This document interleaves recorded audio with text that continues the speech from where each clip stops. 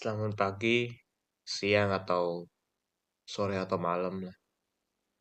Pokoknya jam berapa di situ. Hai Mr. Vicky. Sekarang saya sama Evan Marvel beserta Naomi dan Jonathan akan membahas dan memperdalam materi pembelajaran tentang konfirmasi sebagai sakramen, confirmation as a sacrament. Jadi apa arti di balik konfirmasi atau krisma? Jadi kita akan mencakup hal-hal umum terkait konfirmasi dan juga interview kami kepada orang-orang atau umat Santo Albertus, Gereja Katolik lokal kami di Harapan Indah. Di pertama-tama kita akan bahas terkait apa itu konfirmasi bagi umat Katolik.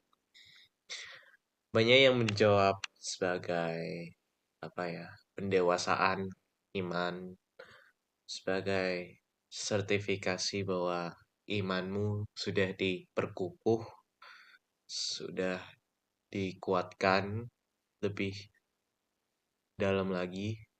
Ya, itu sih gak salah.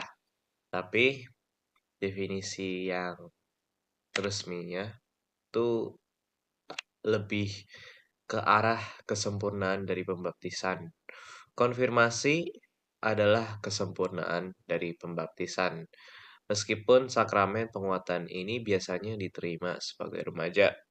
Beberapa tahun setelah mengadakan komuni pertama, Gereja Katolik menganggap konfirmasi yang kedua dari ketiga sakramen inisiasi. Tiga sakramen inisiasi yaitu pertama pembaptisan karena ya pada saat dilahirkan manusia langsung dibaptis sebagai seorang anak bayi, dibaptis terus pada saat ya mau konfirmasi itu yang kedua, terus baru Ekaristi yang ketiga. Konfirmasi dianggap sebagai kesempurnaan karena seperti yang diperkenalkan pada ritus konfirmasi oleh sakramen penguatan, nama orang yang dibaptis lebih terikat secara sempurna kepada gereja dan diperkaya dengan kekuatan khusus dari Roh Kudus. Dan oleh karena itu, mereka sebagai saksi Kristus yang sejati lebih diwajibkan untuk menyebarkan dan membela iman dengan kata dan perbuatan. Berkaitan dengan topik yang lainnya, terkait Gereja Katolik berkarakteristik apostolik dan kerigma, gereja yang menyebarkan berita baik. Rupa sakramen konfirmasi biasanya itu digambarkan oleh penumpangan tangan yang umumnya diartikan sebagai penjamahan dari uskup atau romo yang bertanggung jawab atas jalannya sakramen. Penumpangan tangan menandakan turunnya Roh Kudus pada umumnya dan sebagai tindakan utama dalam sakramen penguatan. Unsur penting bagaimanapun adalah urapan konfirmasi dan orang yang dikonfirmasi dengan krisma. Apa itu krisma? Krisma itu adalah larutan minyak aromatik yang telah dikonsekrasi oleh uskup. Nah, pas surapan digunakanlah minyak ini yang disebutkan krisma. Urapan dilakukan dengan kata-kata disegel dengan karunia Roh Kudus. Kalau yang gereja yang terletak di bagian timur itu lebih ke arah terminologi materai Roh Kudus. Semua orang Kristen yang telah dibaptis memenuhi syarat untuk dikukuhkan, ya. Dibaptis itu dibangun, baru dikukuhkan melalui konfirmasi. Jangan kukuh sebelum membangun, jangan. Gereja Barat menyarankan untuk menerima sakramen penguatan setelah mencapai usia tertentu, biasanya minimal 7 tahun untuk Gereja Barat, dan itu dapat diterima kapan saja. Kecuali untuk situasi yang khusus seperti Jika seorang anak dalam mara bahaya situasi kematian, maka anak itu berhak untuk menerima sakramen konfirmasi secepat mungkin dan sesegera mungkin, agar pada di akhirat lebih gampang ngurusinnya antara dia sama Tuhan. Tuh. Terus habis itu orang tanya, buah apa saja yang saya bisa dapat kalau saya melakukan konfirmasi? Oh, tentu ada. Berdasarkan Katekismus Gereja Katolik, mereka mendaftar 5 efek atau dampak konfirmasi. Yang pertama adalah itu akan kita lebih dalam filiasi atau hubungan ilahi, yaitu hubungan dengan Allah sebagai anak-anak Allah, yaitu kita, yang membuat kita menangis, Aba, Ayah. Ayah dalam arti ini menekankan bahwa hubungan kita sudah sangat erat dengan Tuhan. Sama saja jika kita memanggil Bunda Maria itu ibu, maka title-nya Bunda kan.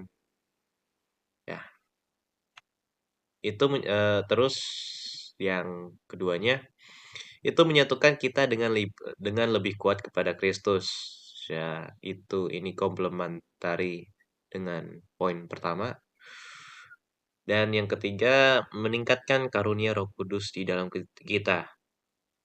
Jika Tuhan dapat mengontrol atau dapat menguasai lebih banyak bidang kehidupan kita, maka dia dapat bekerja lebih banyak. Kalau api diberikan kayu yang lebih banyak, maka api itu akan lebih besar. Sama saja kalau kita dapat menyerahkan lebih kepada Tuhan. Jadi ya pasti meningkat karunia-Nya. Sooner or later. Yang keempat, itu membuat ikatan kita dengan gereja menjadi lebih sempurna. Kalau hubungan Kristus lebih sempurna, maka otomatis hubungan dengan gereja menjadi lebih sempurna. Karena gereja Katolik dan Yesus Kristus sendiri itu adalah dua hal yang tidak bisa dipisahkan. Karena Tuhan sendiri membangun gereja Katolik. Dan gereja Katolik merupakan dapat dianalogi sebagai kerajaan Allah pada dunia. Kerajaan fisik yang kita dapat lihat dengan mata sendiri. Yang kelima, yang terakhir, itu memberi kita kekuatan khusus dari Roh Kudus untuk menyebarkan dan membela iman dengan kata dan tindakan sebagai saksi Kristus yang sejati, atau bisa disebut dengan kerigma, untuk mengakui nama Kristus dengan berani dan tidak pernah merasa malu akan salib. Karena barang siapa yang mengakui nama Kristus dengan berani, maka nama orang tersebut akan diakui Kristus secara berani di hadapan Allah Bapa pada waktu penghakiman. Tuh kata ayat Alkitab. Nah, sekarang kita akan ke video gereja Sancto Albertus. Jadi ini adalah gereja Sancto Albertus, gereja lokal kami. Ini ada teman-teman saya nunggu.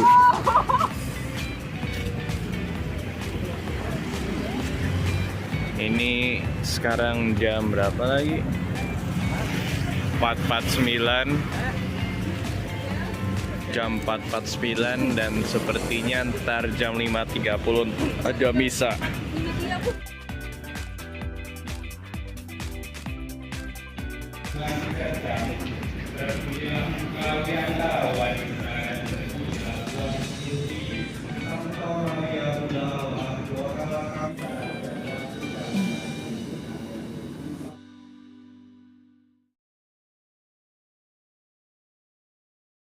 Oke.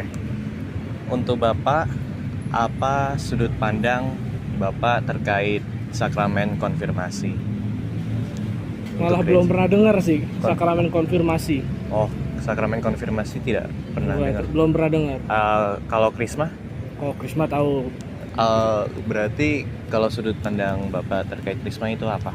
Itu sakramen menuju pendewasaan orang Katolik. Pendewasaan orang Iya, Katolik. sakramen pendewasaan orang Katolik. Dianggap dewasa secara Katolik yaitu sakramen Krisma gitu. Oh, apakah Bapak sendiri pernah Krisma? Pernah dong. Berarti dampaknya ke kehidupan Bapak gimana? Kalau secara serius ya jujur belum terlalu gimana ya. Mungkin itu efeknya ketika nanti mau nikah ya. Karena kalau mau nikah kayaknya harus dan wajib sakramen Krisma. Oh, oke. Gitu. Nah, jadi kan pertama sakramen konfirmasi itu kan sebagai itu kayak lawatan Krisma. Jadi pertama itu yang kita pertama itu adalah apakah experience atau pengalaman Bapak sama Krisma? Saya belum pengalaman tentang Krisma. Jadi sebenarnya kita di desa waktu itu kecil, jadi secara langsung tidak mengalami hal yang spesifik tentang Krisma.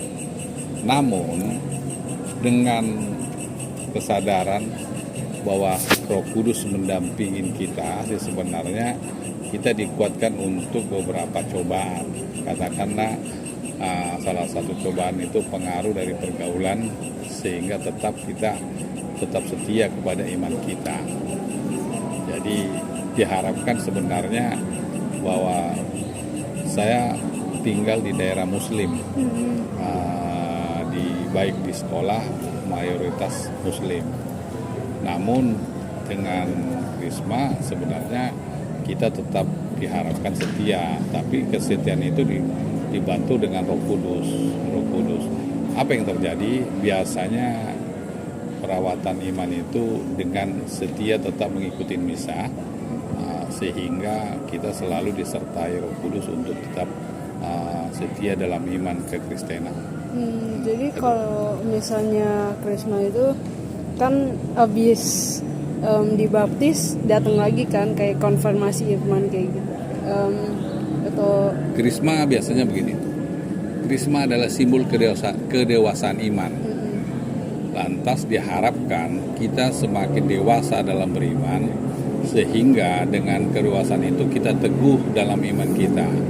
Jadi ada tahapan permandian, kemudian komuni, kita diberikan makanan rohani, kemudian kita diharap peneguhan, kita diturunkan Roh Kudus menjadi seseorang yang teguh dalam iman, dianggap dewasa. Kedewasaan itu adalah dalam bentuk perilaku dan katakan aplikasi dari iman. Nah, salah satu yang kita rasakan adalah sebenarnya kalau apa yang dilakukan dalam kehidupan sehari-hari sebenarnya banyak diajarin orang tua atau alam sekitar atau katakan lingkungan sekitar. Tapi yang paling merasa adalah ketika hidup di tengah yang perbedaan agama yang heterogen, kita teguh tetap komitmen di dalam iman kita. Jadi sebenarnya itu peranan Roh Kudus, bahwa kemanapun kita akan pergi dengan peranan Roh Kudus kita akan setia. Itu yang saya alami dalam pencurahan Roh Kudus di dalam Krisma. Jadi sebagai formalitas dulu, saya boleh minta Bapak mengintroduksi diri dulu nggak? Instruksi diri gimana? Ya nama Bapak, kerjaan Bapak sebagai anggota gereja itu. Nama saya Yanuari Sony, biasanya dikenalnya Sony. Saya prodiakon, ini masuk periode yang kedua di bulan September nanti. Dan juga Ketua Kerasulan Kitab Suci Paroki Harapan Indah. Jadi buat wawancara saya ini pertama itu mau nanya, apa itu sakramen Krisma bagi Bapak? Sakramen Krisma itu sama, sakramen penguatan. Setelah kita dibaptis kan kita ada dikasih juga minyak Krisma. Nah, tapi untuk lebih kuatnya lagi, kita harus terima sakramen Krisma untuk menguatkan kita akan kekatolikan kita. Jadi menguatkan imam itu. Iya. Jadi kedua itu biasanya kan Krisma itu terima pakai kayak umuran misalnya kelas 6, kelas 7. Tapi ada bisa lebih tua nggak? Atau Bisa. Saya terima krisma itu setelah saya menikah. 2011 atau 2012 saya baru terima krisma. Jadi itu nggak terlalu telat, nggak pernah terlalu telat ya? Enggak pernah ada kata telat selama kita mau Percaya. percaya. Jadi pertanyaan terakhir saya itu bagi Bapak, apa pengalaman Bapak dengan sakramen Krisma? Pengalaman saya sebagai menerima sakramen krisma, saya lebih dikuatkan. Saya lebih percaya bahwa Roh Kudus itu benar-benar nyata dalam hidup saya. Saya banyak dibantu oleh Roh Kudus. Itu aja buat wawancara saya, terima kasih ya.